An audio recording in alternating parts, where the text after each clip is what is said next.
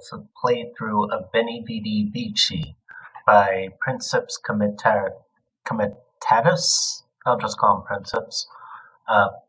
First of all, I do apologize for this mic. It's very terrible as you can hear, but no worries, I'll be getting a new one later this week. I just got to drop by Guitar Center for a new mixer and just a better quality mic. But anyway, this is going to be a playthrough of vidi, vici. So this is an interesting scenario, and you'll see why pretty soon. Which color shall grace your banner?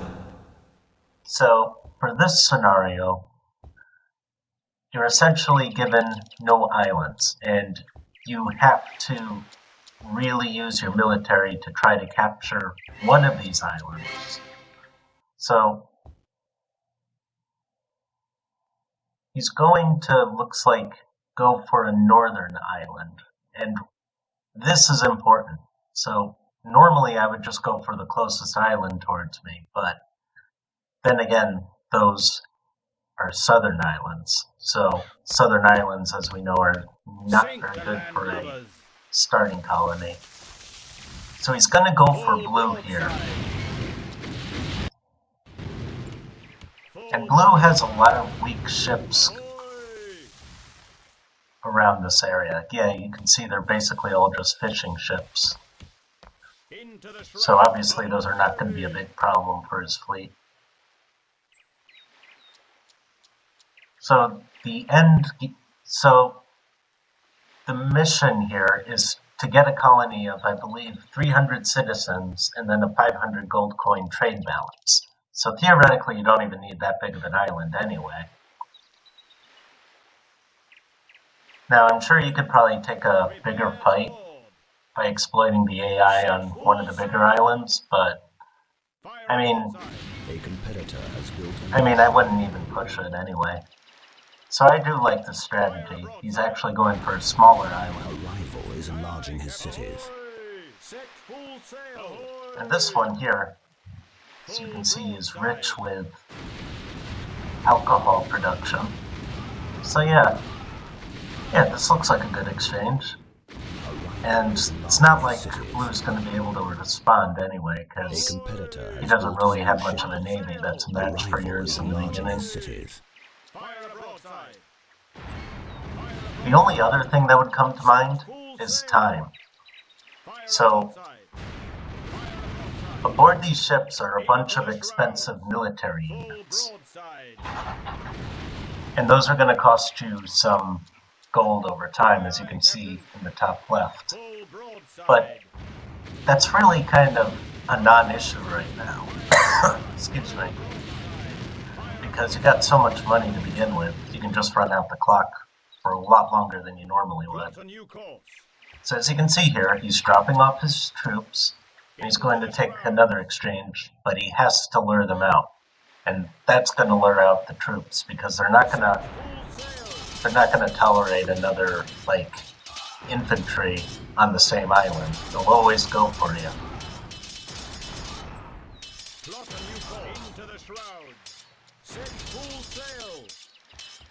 So the AI just kind of, throws himself at you there. But yeah, he's got control of the island, so all he's got to do is destroy those warehouses, and essentially has his own island now. Plot a new course. Follow me. Follow me. Now it's just a matter of weighing down everything else. Plot a new course. Into the shrouds. Forward. Attack. Forward. For king and country. Attack.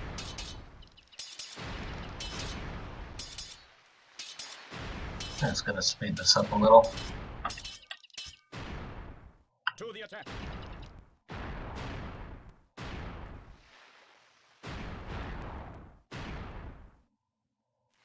Follow me. To the attack. For king A competitor is enlarging his fleet. So you can see here a large portion of the battle spent in 1602 is mainly just wearing down your enemy. I mean, really, the AI doesn't really put up too much of a fight. Now, the only issue with this scenario is that you have military, but as soon as you lose your military, that's it. You can't replace them. It's not like continuous play where you have your own island and you can just turn out units. So once you lose a military unit, they're gone. They're gone for good. So that's why one of the bigger islands probably doesn't make a whole lot of sense. Because, I mean, there's no real sense in spending all that time trying to capture, excuse me, a bigger island like that. And as you'll see later, he probably doesn't really even need it. Yeah, disband the troops. I mean, there's no real need for them anymore, because Blue doesn't have a very good navy. And that's probably why he chose Blue at first. Now, I don't know how good White and Yellow's navies are, but when you're just going up against a bunch of smaller fishing ships, or smaller trading ships, rather, I mean, they're not going to be any match for your big fleet here.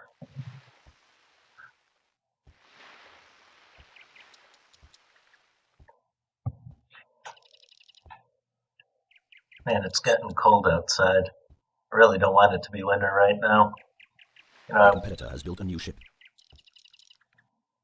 You know, I went to get some groceries today, and it was like 30 degrees outside, and you know it's that time of the year when it's 30 degrees out and your tire pressure is low. It only happens to me in cold weather. Like, I can go through the whole summer without, like, any, without any tire pressure issues, but then as soon as winter hits, of course, I gotta get air for the tires. And of course, everyone's using it, and all the air pumps are out of service, but I got lucky Island's this resources time. have been determined. There is gold to be found on this island. So, yeah. On this island, there's, like, not really any ore, but I feel like you probably don't even really need it, because you have an ample supply of tools, from what I remember, if I'm going by memory correctly. You have a rather ample supply of tools on your ships, so you could probably get away with not having an iron mine, or just straight up buying it from your competitors.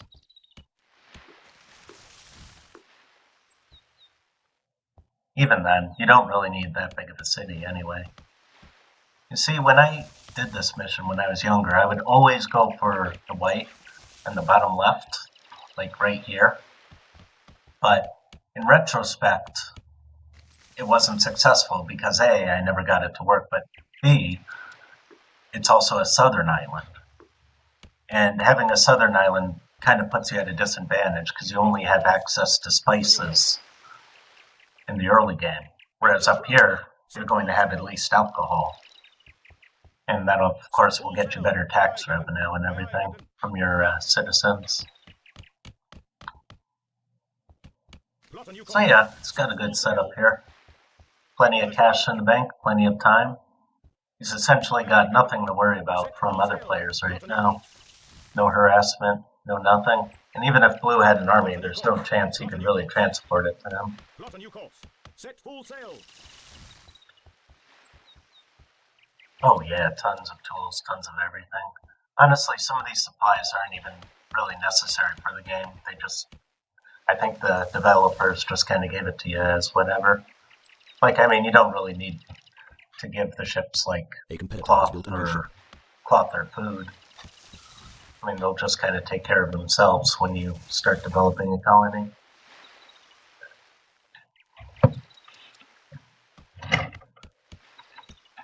The only downside that I can think to conquering an island is that you get a reduced amount of space based on how many of these cobbled tiles there are. For those of you who don't know, when you conquer an enemy's island, you can delete the roads, you can delete the old like rubble of buildings, but you can't delete tiles for some reason. So this is space that'll forever probably go unused. I honestly don't know if that's a bug or if it's like a feature or a feature of a bug or whatever. I do know that makes them a good advantage though when they're next to a volcano.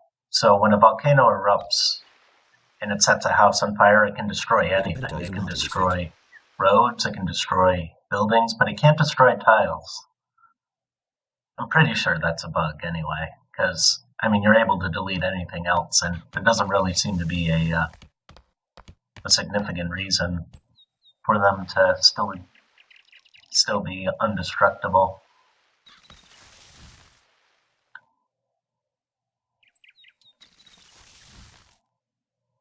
So now we just got a standard civ build starting up. 14 houses. Plenty of alcohol.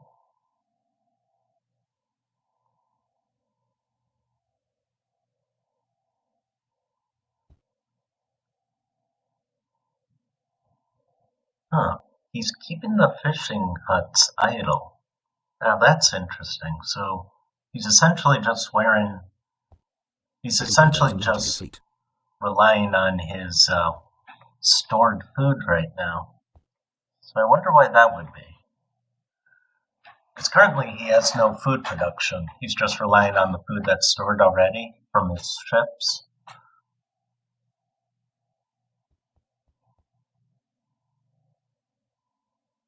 Your people want a tavern. That's interesting. A new ship.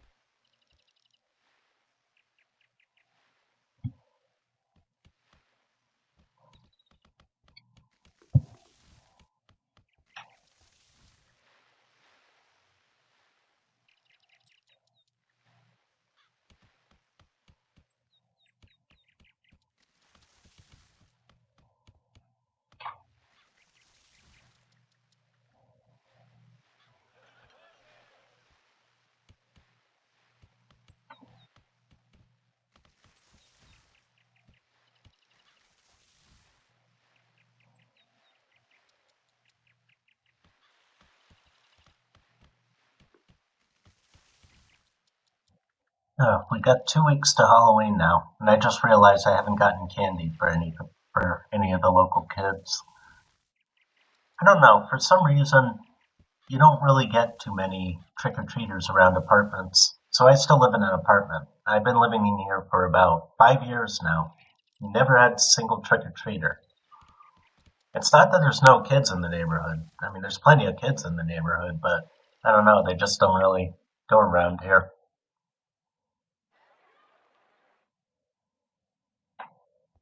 And you know what? That's probably for the better. I mean, candy, I just know that I would probably eat the candy if I was left to it by myself. Lord knows I don't need any diabetes. A competitor is enlarging his fleet. I mean, it's not that, like, I would not eat, like, a candy bar or two, but if I had, like, the whole bowl there, like, for trick-or-treaters and stuff, and nobody ever came, I just know I would eat the bowl. I don't know if it's, like, some human psychology or whatever to eat whatever's in front of you. But sugar's addicting, man. You can't just have one. So yeah, looks like he's really optimizing his tools, I want to say. So he's using as little of them as possible. A competitor is enlarging his fleet. Yeah, he's just keeping it to a minimum. Because I'm trying to think, you need a certain amount of houses to get a certain amount of citizens. So if your goal is to have, what is it, I think 300 citizens or 500? Let me just double check that.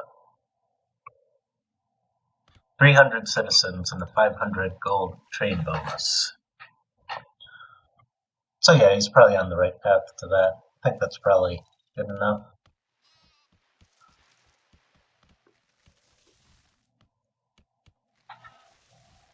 And the beauty to having a small island for a scenario like this is that 300 citizens really isn't a whole lot, so you don't really need a whole lot of things to sustain them.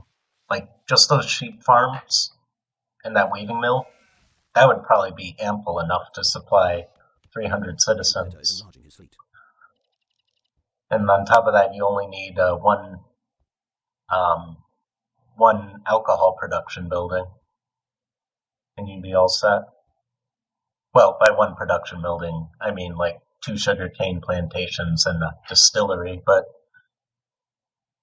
yeah, it keeps it simple, which would kind of make sense because I believe this is the first scenario of the Her Majesty service campaign.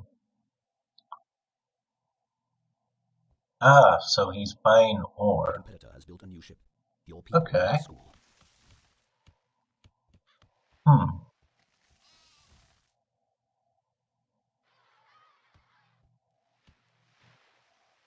Oh, that's interesting. I never had any luck with buying iron ore before. Like, the AI would usually never sell it to me. Not on this scenario, but in like continuous play. But it does make sense because I think it's yellow or... Yeah, I think it's yellow that's selling iron ore in this scenario. So that actually makes a lot of sense to save on both cash and tools. You could just buy your own iron ore and just make your own iron and make your own tools. Yeah, that makes sense. It actually really does.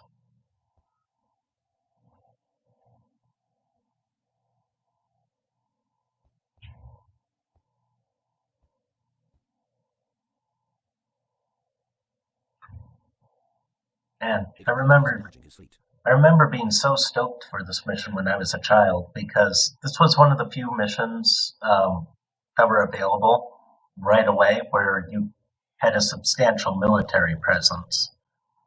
Like, you started off with a bunch of warships, a great military and everything, but really 1602 isn't a military game. It's really more of a strategy game, like a building, like a city builder. So it really does kind of make sense that you want to end the military side of things quicker in exchange for starting to build a city quicker.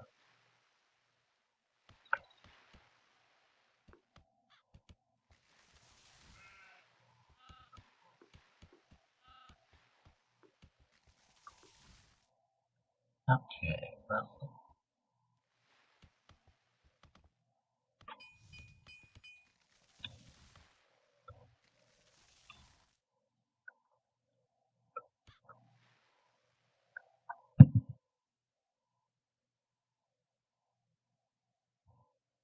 A competitor has built a new ship.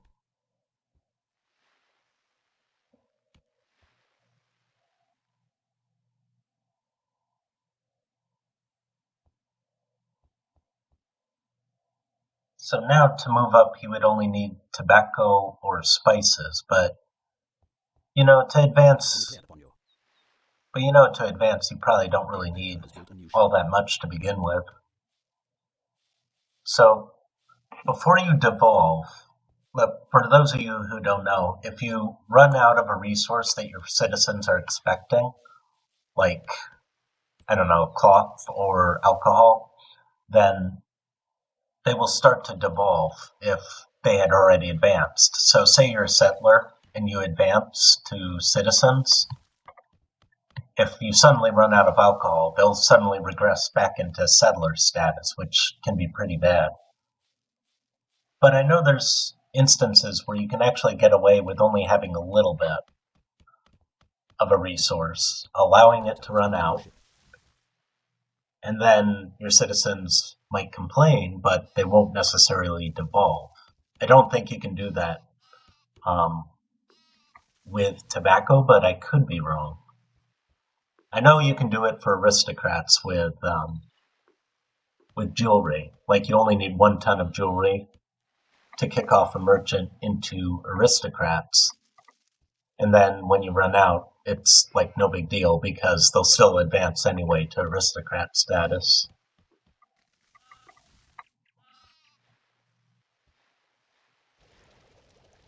No, I think he's going to need tobacco or spices in order to move up. Your city grows and thrives. Now that's going to be interesting because you need a constant supply, or at least enough of a supply, to get up to citizen status, not run out, and have a 500 coin trade balance. So it doesn't look like he's going to be able to settle anywhere else. So he's got to rely on trade for that stuff. So if he relies on trade, he can just get up to 300 citizens and then immediately go to one of like, I don't know, yellow or white stock and just sell whatever he can to them. Because that will get him a 500 trade. That will get him a 500 trade bonus. Well, assuming he has enough of whatever they want. But that's just the priority of the scenario, having a 500 coin trade balance and then 300 citizens. So yeah, that could work. That could be really tight, though. That could require some tight planning, because you don't want to run out of tobacco or spices, whatever he goes with, and then have them start devolving, because that'll cancel the scenario, or at least make it a lot more difficult.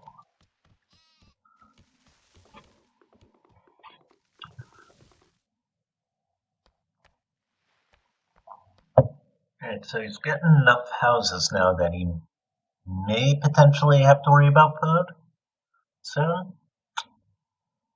I mean, not soon, but eventually. A competitor is enlarging his fleet. A competitor has built a new Okay, fishing huts. Yep.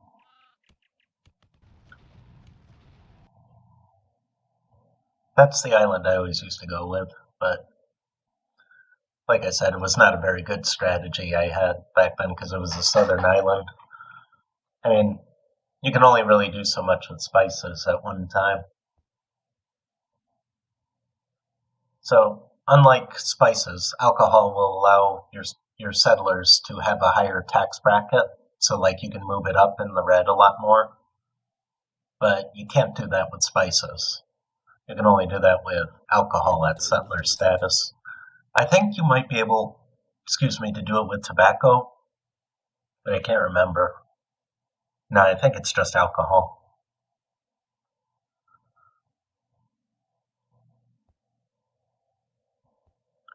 Now you're starting to see in some of these other bigger cities how formidable those militaries are. Honestly, it might be less about the units themselves as it is about the watchtowers. Those can really be a big pain in the butt to deal with, because they're really tanky, and even if you have a lot of cannons, you can't deal with the ones inland. You just can't, not with your starting military. Which is a problem, because you can't rely on your ships either. They can only shoot at the coastline.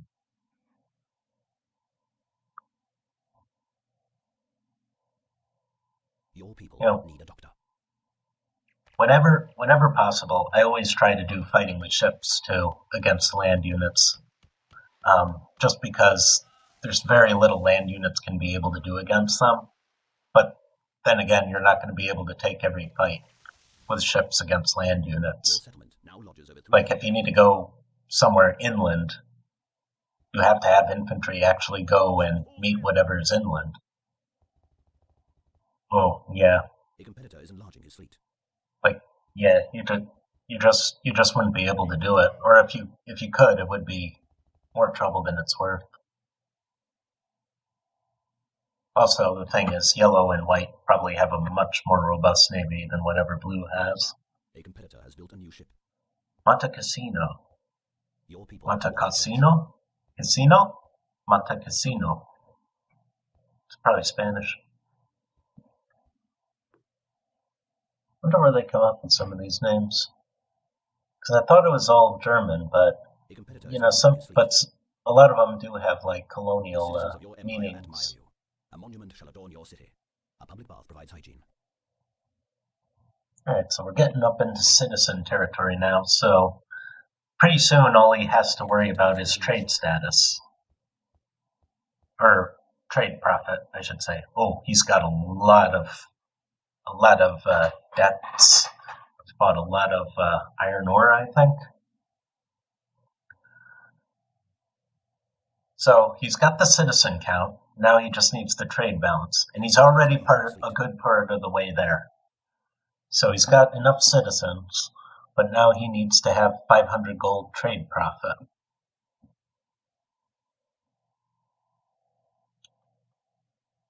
So now he's either going to have to sell a lot of stuff at Yellow's market or White's market, or he's going to have to raise taxes. Oh, honestly, he could probably just wait out the clock too. A competitor has built a new ship. Maybe not. Depends on how long his tobacco supplies are going to last. Tobacco or spices. Yeah, what is this tobacco or spice plant? Did we ever see? Oh, okay, so he went with tobacco.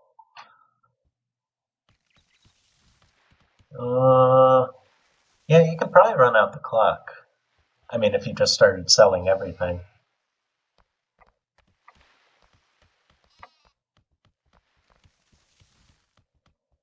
Oh, no, he can't. There's no free traders. So he has to go to their markets. Wait, are there free traders?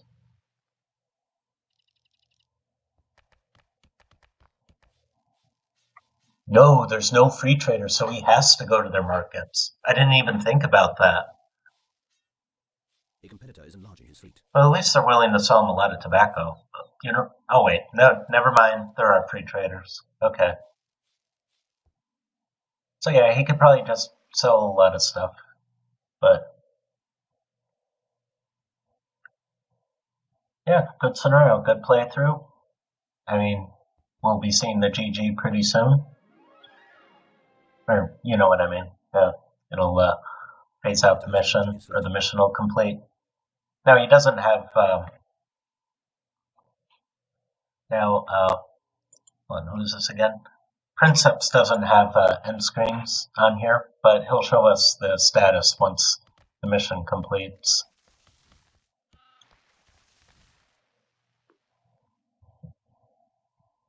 A gold mine?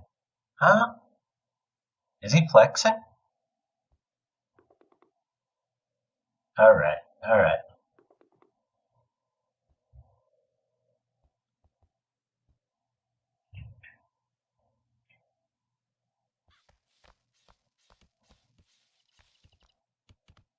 Hey, he's probably gonna go for, yeah, he's probably gonna go for yellow.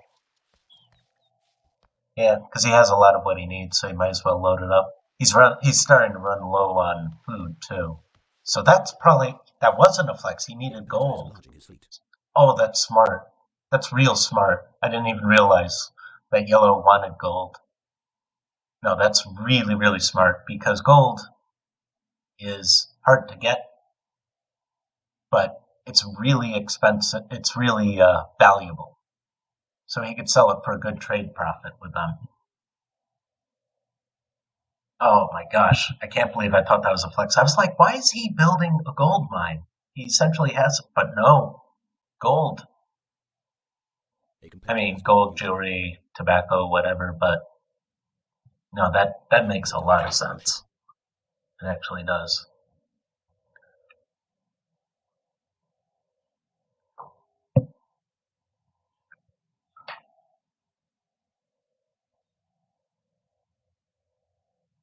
Oh, he's awfully close. He's awfully close to that. I mean, if I were him, I would just load up the gold and just sell that and whatever else and to yellow, because I think he could just get away with it. A competitor is enlarging his fleet.